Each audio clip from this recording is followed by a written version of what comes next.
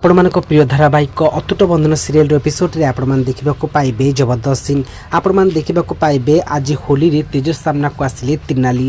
ହଁ ସାଙ୍ଗମାନେ, ଆପଣମାନେ ଦେଖିବାକୁ ପାଇବେ ଆଜି ଯେତେବେଳେ ହୋଲି କାଲିକି ହେବାକୁ ଥିବ ଆଉ ଆଜି ସମସ୍ତେ ହୋଲିକା ଦହନ ପାଇଁ ଲାଗି ପଡ଼ିଥିବେ।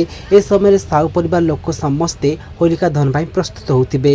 ଆଉ ଠିକ୍ ଏହି ସମୟରେ ଭବାନୀ ବହୁତ ହସୁଛି ଆଉ ତିର୍ନାଲି ମରିଯାଇଛି ବୋଲି ବହୁତ ମନେ ମନେ ଖୁସି ହେଉଛି।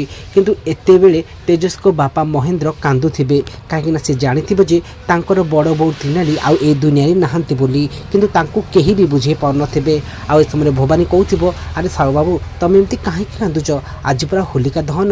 ଆଉ ଏତେବେଳେ ତ୍ରିଶିକା ମଧ୍ୟ ଆସି କହୁଛି, ବାପା ଆପଣ କାହିଁକି ଏମିତି କାନ୍ଦୁଛନ୍ତି? ମୁଁ ଜାଣିଛି ଆପଣ ଆମ ଦିଦି ମାନେ ଆପଣଙ୍କ ବଡ଼ ବୋଉକୁ ଖୋଜୁଛନ୍ତି ନା, ବ୍ୟସ୍ତ ହୁଅନ୍ତୁନି, ସେ ଯେଉଁଠି ବି ଅଛି ଠିକ୍ ଭଲରେ ଥିବ। ଆଉ ଏ କଥା ଶୁଣି ମହେନ୍ଦ୍ର ଆହୁରି କାନ୍ଦି ପଡ଼ୁଥିବେ। ଆଉ ଏ ସମୟରେ ମହେନ୍ଦ୍ରଙ୍କ ପ୍ରଥମ ସ୍ତ୍ରୀ ସରସ୍ୱତୀ କହୁଛନ୍ତି ଯେ ମୁଁ ଜାଣିଛି ମହେନ୍ଦ୍ର କାହିଁକି କାନ୍ଦୁଛନ୍ତି। ମୋ ପୁଅ ତେଜସ୍ ତା ସ୍ତ୍ରୀ ମୁହଁରେ ନିଆଁ ଟିକେ ଦେଇପାରିଲାନି।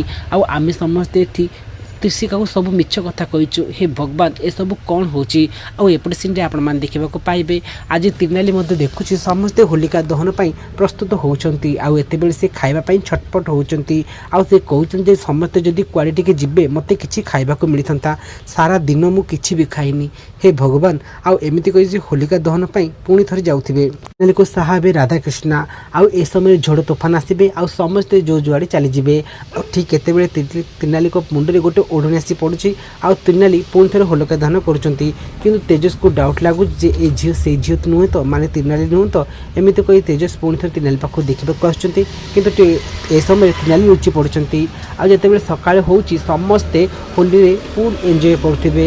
ଆଉ ଏତେବେଳେ ସେ ଲୋକଟି କହୁଛି, ଆରେ ସାର୍ ଆପଣ ବି ଆସନ୍ତୁ ନା, ଆମର ଗାଁର ମଜା ନିଅନ୍ତୁ। ଆଉ ଠିକ୍ ସେ ସମୟରେ ତିର୍ନାଲି ମଧ୍ୟ ମୁହଁରେ ରଙ୍ଗ ଲଗାଇ ତେଜସ୍ଙ୍କ ସାମ୍ନାକୁ ଯାଇଛନ୍ତି। ତ ଫ୍ରେଣ୍ଡସ୍ ଆପଣମାନଙ୍କୁ କ'ଣ ଲାଗୁଛି? କ'ଣ ତେଜସ୍ ଆଉ ତିର୍ନାଲିକୁ ଚିହ୍ନି ପାରିବେ? ଯଦି ହଁ ୟେସ୍ ବୋଲି କମେଣ୍ଟ କରିବେ।